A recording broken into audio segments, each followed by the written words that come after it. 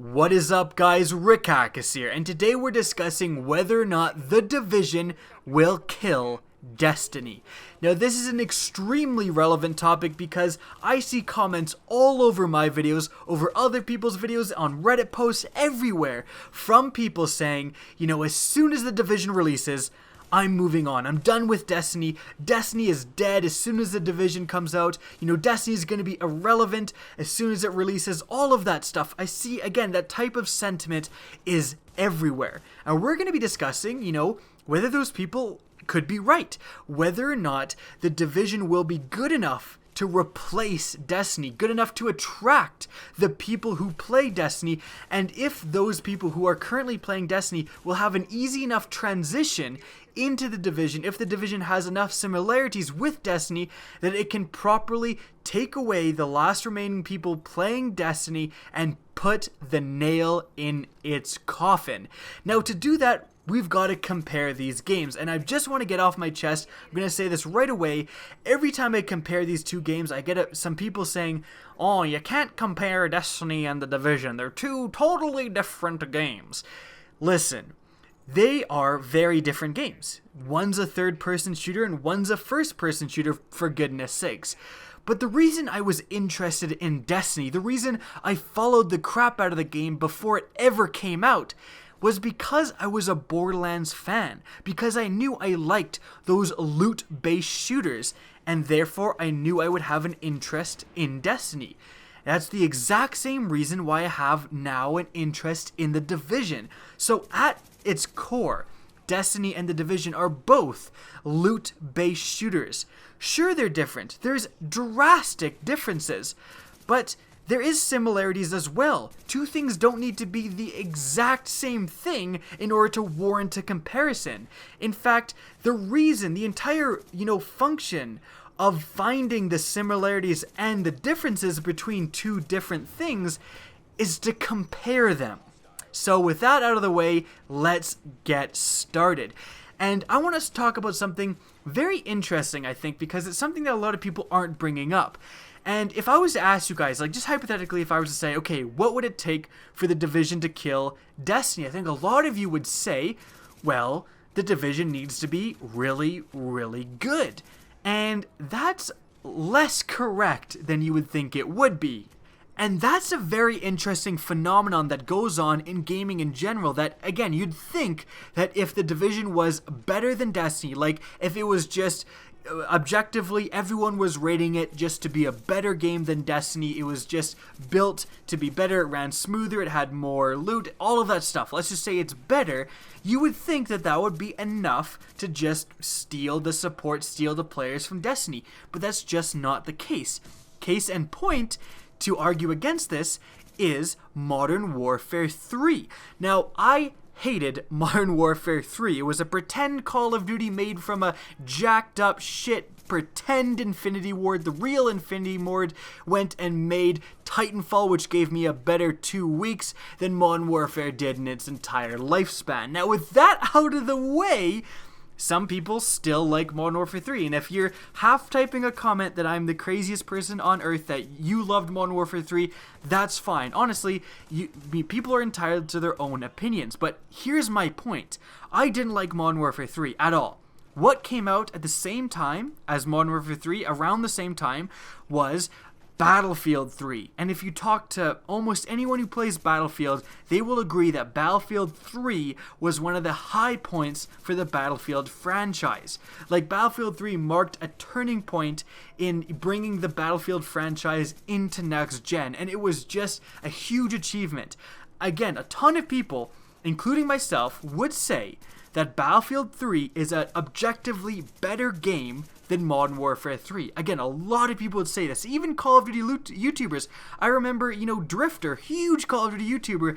I remember him saying, I had trouble getting all my Modern Warfare 3 videos out because I was playing so much Battlefield 3. I just thought it was a much better game. So, why didn't Battlefield 3 kill Modern Warfare 3? If a lot of people thought it was just objectively a better game, why didn't it just kill Modern Warfare 3 again? And the reason is because it's, again, more complicated than just something comes out that's better. Firstly, they're both new games. They both came out at relatively the same time, and that's a huge factor. You know, even if you weren't the biggest fan of Modern Warfare 3, or even if you kind of enjoyed it, you're going to be playing a lot of it because it's new, and, you know, it's hard to justify for a lot of people who just spent, you know, $60, $70 on a new game to buy another new game because your friend says this other new game is better, right? A lot of people won't do that. They're going to stick with what they just bought. However, that's absolutely not the case with Destiny and The Division. Destiny is a very old game at this point, into its second year, and The Division is going to be just coming out. It's the new thing. So that's already a huge edge for The Division. And as you can see, you know, what I was talking about, the point I was making is that The Division, even if it's better, it doesn't necessarily mean it's going to, you know, take all of Destiny's life out of it. And one of the reasons why it may actually do that is because there are different points in their life cycle. The Division is seen as the new thing. It doesn't necessarily matter if it's better, or heck, it could even be worse, but it's the new kid on the block, and that's a huge advantage. However, let's look at something else, MOBAs. And I don't really play a ton of MOBAs, so I'm going to yield to people in the comment section if they want to correct me. But, you know, think of Dota and League of Legends, both extremely heavily played games. And there's new MOBAs coming out all the time. Overwatch, I think, you know, was just coming out. It was in its beta recently. And you'd expect Overwatch to be the new kid in the block, that it would steal a lot of players from League of Legends and from Dota. And I'm sure it has dented those game populations somewhat. It's nowhere near a mass exodus. So why is that? You know, why is something like Dota or League of Legends, those games are extremely old. Why aren't people just abandoning those games for the new kid on the block, Overwatch or Battleborn or any new MOBA coming out, right? Well, it's because those games in League of Legends and Dota are still supported to this day. There's new stuff, there's new characters, there's new gear coming out all the time for those games. And as such, because those games are constantly getting new content and being updated and being balanced, you know, those communities are thriving. That's not the case with Destiny. I mean, look at any Destiny content producer, is just everything right now is negative. The Destiny community is not in a good mood, and for good reason. We've had very recently really bad buffs and nerfs, as usual, just continuing these bad trends, and even more recently than that, we've had Bungie proven to be lying, literally lying. This is not any sort of argument, this is proven beyond a doubt to be lying about the whole connection thing. They tried to introduce skill-based matchmaking, everyone knew it didn't work, the connection went to absolute shit, a ton of players left the game, and finally Bungie came out and said, oh, sorry, it didn't work out, and is thankfully fixing it, but still, that created a ton of bad will in the Destiny community. So we don't have a thriving Destiny community. We have a new kid on the block, and we don't have a thriving community that would have to, you know, drag people away from it. We have a really fractured, really angry community with a really old game. So the Division is perfectly poised to just take from Destiny, take its players, take its excitement. The Division, if it's good enough, if it can meld with the Destiny audience, is really poised to, again, be that nail in the coffin. But is it good enough, and does it have enough similarities that a Destiny player could easily transition into the Division? Well, let's discuss that. On a loot-based level, just, you know, earning things within the game, there is a lot of similarities. I think that a Destiny player, if they boot up the Division and they start killing guys, and then they open their inventory and start examining their loot, they'll feel right at home. For goodness sakes, they use the exact same color system in grading the rarities. You know, it's white is the worst, then it's green, then blue, then purple, then gold. A Destiny player will be right at home with that sort of system. It's also relatively easy to tell which guns are better than others. I mean, the damage per second is displayed right in the forefront of those guns, and then right beside it, it tells the damage, it tells the rate of fire, it tells the magazine size, pretty much the basics on what you'd need to know. It also has these perks that are pretty similar to perks within Destiny. You have guns with perks that, heal you when you get a headshot, or perks that have more penetration against armor, so a Destiny player is going to be pretty familiar with that system. Now, built on top of that, we have the attachment system. You can mod your gun now and put a bunch of attachments on. The attachments have the same grading scale and rarity scale as other things in the game, and I think a Destiny player would be right at home with the whole aspect of modding their weapons. In Destiny, there's somewhat of that. With exotic weapons and stuff, you'll have the choices where you can choose between certain attachments per se in the form of sights and optics. You can change the scope between 3 different options. You can also change the ballistics on certain guns. Put on a more damaging thing, put on more accuracy, and this is kind of similar to the system within the Division, except the Division system is more complicated and more in-depth, but I think a Destiny player is still going to be right at home with their system, customizing their gun to fit a certain role, either increasing damage output or increasing accuracy. The Destiny players are going to be used to doing that. The armor system is pretty similar as well. You're looking for armor that increases different bonuses. There's armor that gives marksman rifles more damage, for example, in the Division. And in Destiny, you're looking for armor that increases the reload speed of the weapon you're using. So a Destiny player will be used to that as well. And increasing the 3 different skills in the Division. There's firearms, which increases your weapon damage.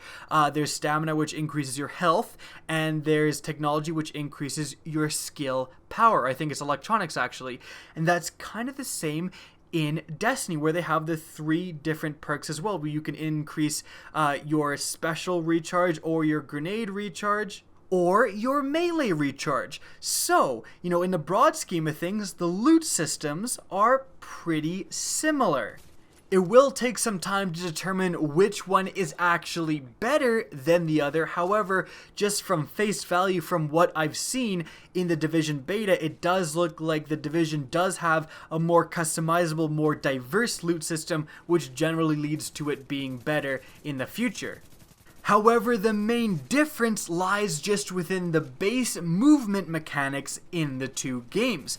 Destiny is a first-person shooter, and the Division is a tactical third-person shooter.